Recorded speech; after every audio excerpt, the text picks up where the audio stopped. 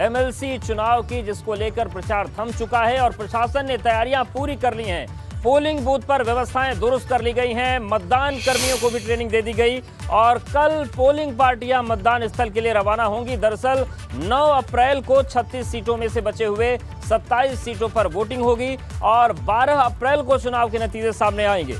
आपको बता दें कि 36 में से 9 सीटों पर पहले ही भाजपा के उम्मीदवार निर्विरोध निर्वाचित हो चुके हैं। तो देखिए 8 तस्वीरें भी आपके सामने हैं।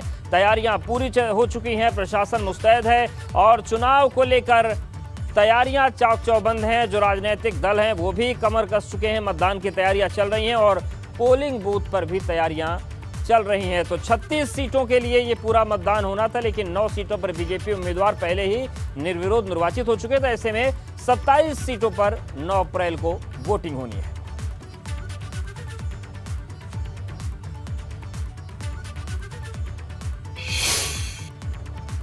एमएलसी की 27 सीटों पर 9 अप्रैल को वोट डाले जाएंगे। 36 सीटों में से 9 सीटों पर बीजेपी के उम्मीदवार पहले ही निर्विरोध निर्वाचित हो चुके हैं और इस चुनाव को जीतने के लिए भाजपा ने जोरदार तैयारी की है, क्योंकि विधान परिषद चुनाव में ज्यादा सीट जीतने का मतलब है कि पहली बार भाजपा विधान परिषद में पूर्ण बहुमत हासिल कर लेगी और इसलिए पार्टी ने सांसदों से लेकर मंत्रियों तक को जिम्मेदारी सौंपी है।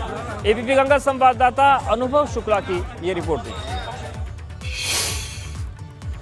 स्थानीय निकाय प्राधिकार क्षेत्र की 36 में से 27 सीटों पर एमएलसी के जो चुनाव हैं वो 9 अप्रैल को होंगे, क्योंकि 9 सीटों पर बीजेपी के जो उम्मीदवार हैं वो निर्विरोध निर्वाचित हो चुके हैं और ये काफ़ी महत्वपूर्ण चुनाव माना जा रहा है। महत्वपूर्ण इसलिए कि अगर इस चुनाव में बीजेपी ज़्यादा सीटें जीतेगी तो पहली बार ऐसा होगा जब विधान परिषद में बीजेपी के पास बहुमत हो जाएगा।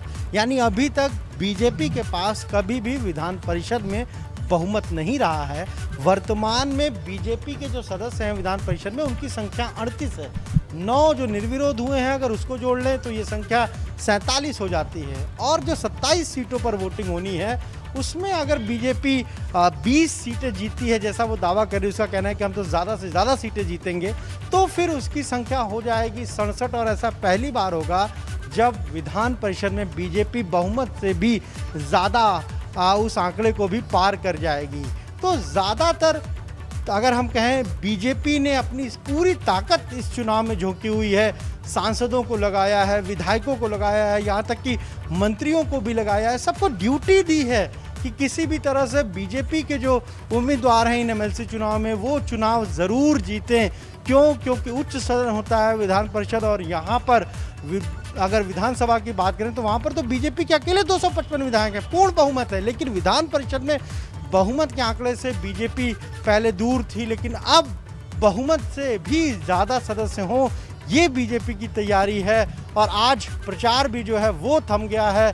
अब 9 अप्रैल को इस चुनाव के लिए, एमएलसी चुनाव के लिए वोट डाले जाएंगे और 12 अप्रैल को नतीजे आएंगे।